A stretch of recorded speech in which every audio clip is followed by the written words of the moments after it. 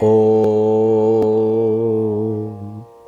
तव कथामृतं तप्तजीवनं कविभिरीडितं कल्मषापहं श्रवणमङ्गलं श्रीमदाततं भुवि गृह्णन्ति ये भूरिदा जनाः। শ্রী শ্রী রামকৃষ্ণ কথামৃত চতুর্থ ভাগ, অষ্টবিংশ খণ্ড, প্রথম পরিচ্ছেদ, শেষাংশ।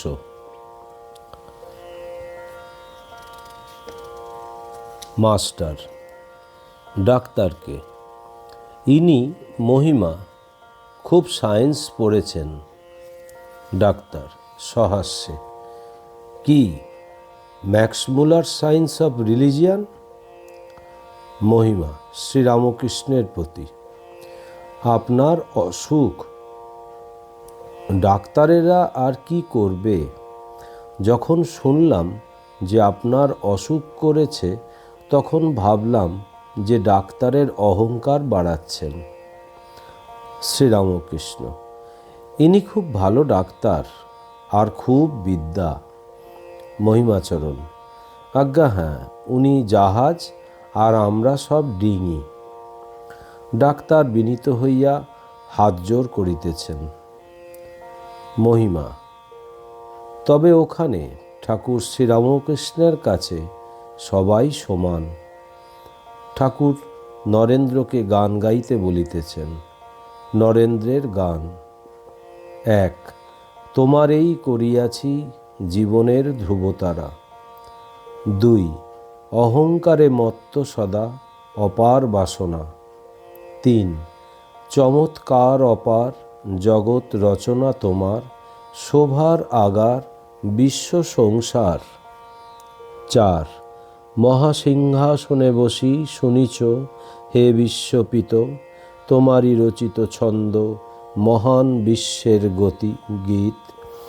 মর্তের মৃত্তিকা হয়ে ক্ষুদ্র এই কণ্ঠ লয়ে, আমিও দুয়ারে তব হয়েছি হে উপনীত।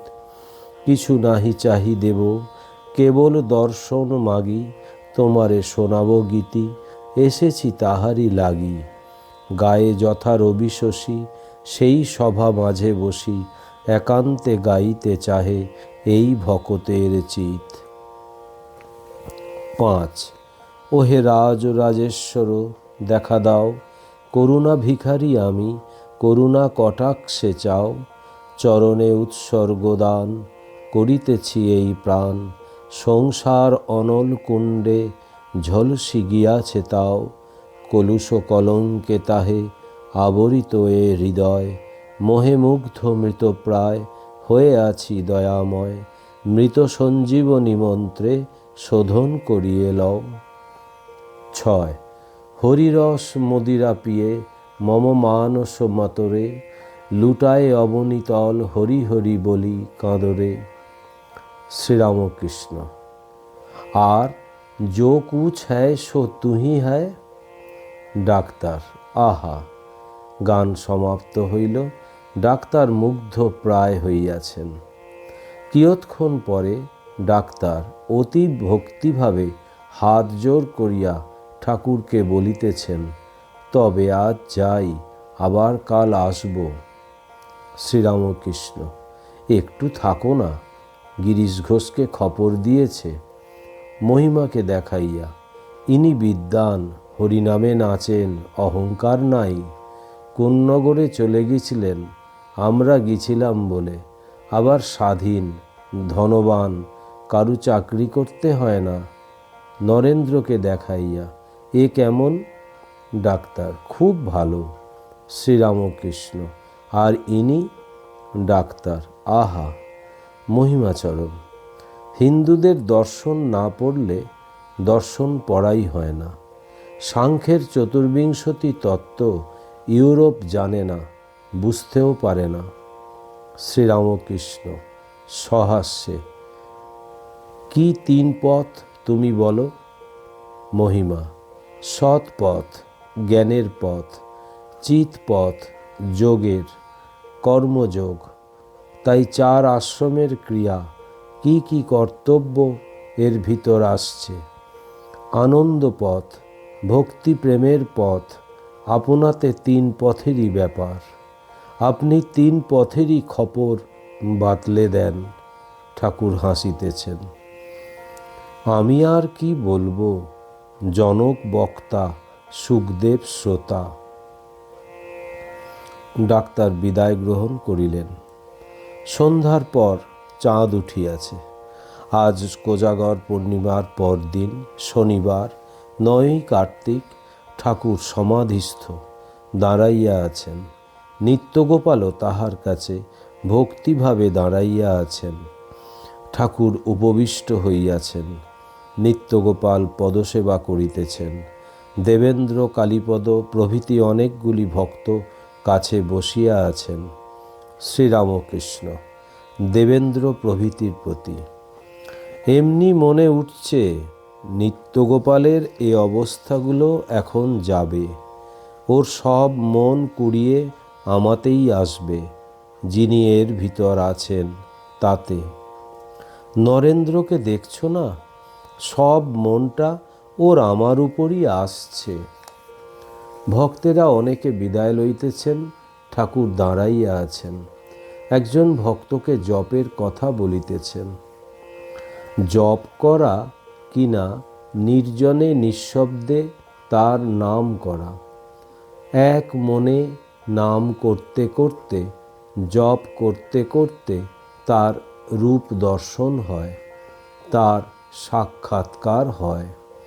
শিকলে বাঁধা আর কাঠ, কড়ি কাঠ।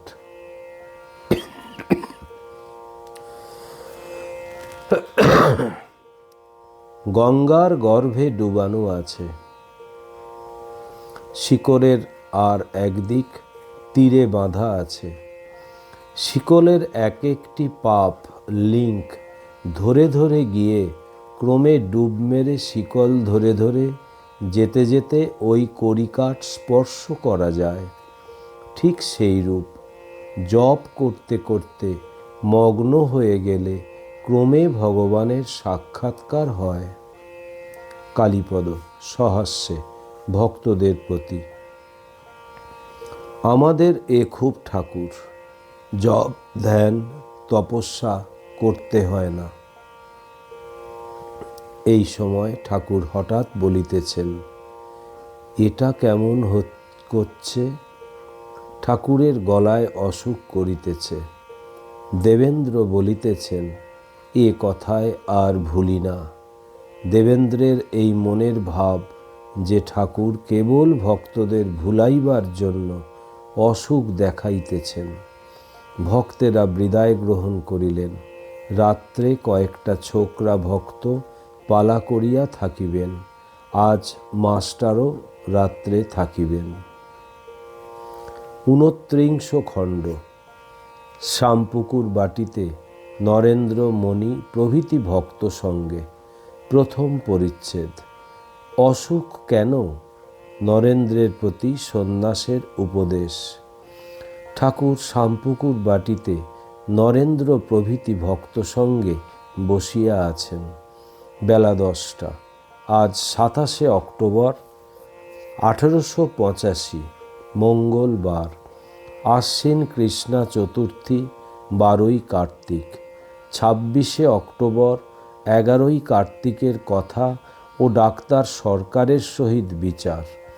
শ্রী শ্রী কথামৃত প্রথম ভাগে প্রকাশিত হইয়াছে। ঠাকুর নরেন্দ্র, মণি প্রভৃতির সহিত কথা কহিতেছেন। নরেন্দ্র: ডাক্তার কাল কি করে গেল? একজন ভক্ত: সূচয়ে মাছ গিঁতেছিল, ছিঁড়ে গেল। শ্রীরামকৃষ্ণ সহাস্যে, বড়শি বেঁধা আছে, মরে ভেসে উঠবে। নরেন্দ্র একটু বাহিরে গেলেন, আবার আসিবেন। ঠাকুর মণির সহিত পূর্ণ সম্বন্ধে কথা কহিতেছেন। শ্রীরামকৃষ্ণ: তোমায় বলছি, এসব জীবের শুনতে নাই। প্রকৃতিভাবে পুরুষকে, ঈশ্বরকে আলিঙ্গন চুম্বন করতে ইচ্ছা হয়। মণি: নানা রকম খেলা, আপনার রোগ পর্যন্ত খেলার মধ্যে। এই রোগ হয়েছে বলে এখানে নূতন নূতন ভক্ত আসছে। শ্রীরামকৃষ্ণ সহাস্যে: ভূপতি বলে, রোগ না হলে শুধু বাড়ি ভাড়া করলে লোকে কি বলতো? আচ্ছা, ডাক্তারের কি হলো? মণি: এদিকে দাস্য মানা আছে, আমি দাস তুমি প্রভু, আবার বলে মানুষ উপমা আনো কেন? শ্রীরামকৃষ্ণ: দেখলে, আজ কি আর তুমি তার কাছে যাবে? মণি: খবর দিতে যদি হয় তবে যাব। শ্রীরামকৃষ্ণ: বঙ্কিম ছেলেটি কেমন? এখানে যদি আসতে না পারে তুমি না হয় তারে সব বলবে, চৈতন্য হবে। নরেন্দ্র আসিয়া কাছে বসিলেন। নরেন্দ্রের পিতার পরলোকপ্রাপ্তি হওয়াতে বড়ই ব্যতিব্যস্ত হইয়াছেন। মা ও ভাই এরা আছেন, তাহাদের ভরণ পোষণ করিতে হইবে। নরেন্দ্র আইন পরীক্ষার জন্য প্রস্তুত হইতেছেন। মধ্যে বিদ্যাসাগরের বউবাজারের স্কুলে কয়েক মাস শিক্ষকতা করিয়াছিলেন। বাটির একটা ব্যবস্থা করিয়া দিয়া নিশ্চিন্ত হইবেন, এই চেষ্টা কেবল করিতেছেন। ঠাকুর সমস্তই অবগত আছেন। নরেন্দ্রকে এক দৃষ্টে সস্নেহে দেখিতেছেন। শ্রীরামকৃষ্ণ মাস্টারকে: আচ্ছা, কেশব সেনকে বললাম, যদৃচ্ছা লাভ। যে বড় ঘরের ছেলে, তার খাবার জন্য ভাবনা হয় না, সে মাসে মাসে মুষোহারা পায়। তবে নরেন্দ্রের অত উঁচু ঘর, তবু হয় না কেন? ভগবানে মন সব সমর্পণ করলে তিনি তো সব জোগাড় করে দিবেন। মাস্টার: আজ্ঞা হবে, এখনো তো সব সময়ে যায় নাই। শ্রীরামকৃষ্ণ: কিন্তু তীব্র বৈরাগ্য হলে ওসব হিসাব থাকে না। বাড়ির সব বন্দোবস্ত করে দিব, তারপরে সাধনা করব। তীব্র বৈরাগ্য হলে এরূপ মনে হয় না। সহাস্যে: গোসাই লেকচার দিয়েছিল, তা বলে 10,000 টাকা হলে ওই থেকে খাওয়া দাওয়া এইসব হয়। তখন নিশ্চিন্ত হয়ে ঈশ্বরকে বেশ ডাকা যেতে পারে। কেশব সেনও ওই ইঙ্গিত করেছিল, বলেছিল, মহাশয়, যদি কেউ বিষয় আশয় ঠিকঠাক করে ঈশ্বর চিন্তা করে, তা পারে কি না, তাতে কিছু দোষ হতে পারে কি? আমি বললাম, তীব্র বৈরাগ্য হলে সংসার পাতকুয়া, আত্মীয় কাল সাপের মতো বোধ হয়। তখন টাকা জমাবো, বিষয় ঠিকঠাক করব, এসব হিসাব আসে না। ঈশ্বরই বস্তু, আর সব অবস্তু। ঈশ্বরকে ছেড়ে বিস্ময়ে চিন্তা। একটা মাগির ভারী শোক হয়েছিল। আগে নথটা কাপড়ের আঁচলে বাঁধলে, তারপর ওগো আমার কি হলো গো বলে আছড়ে পড়ল, কিন্তু খুব সাবধান, নথটা না ভেঙে যায়। সকলে হাসিতেছেন।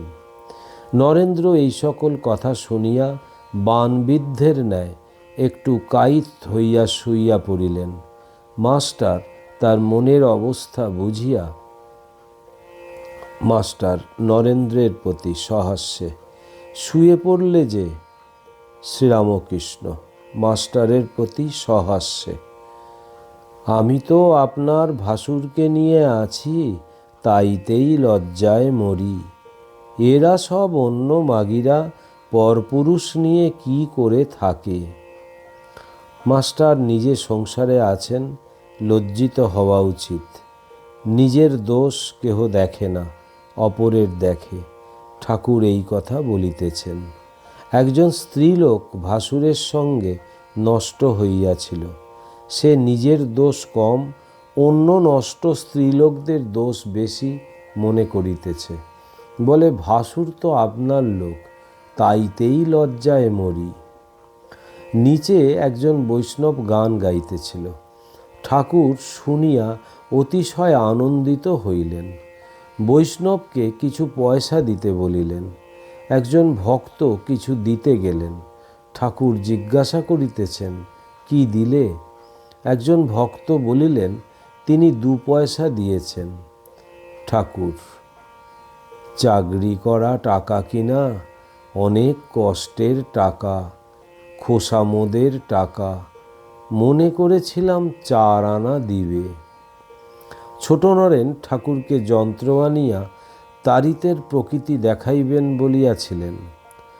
আজ আনিয়া দেখাইলেন। বেলা 2টা। ঠাকুর ভক্ত সঙ্গে বসিয়া আছেন। অতুল একটি বন্ধু মুন্সেফকে আনিয়াছেন। শিকদার পাড়ার প্রসিদ্ধ চিত্রকর বাগচি আসিয়াছেন। কয়েকখানি চিত্র ঠাকুরকে উপহার দিলেন।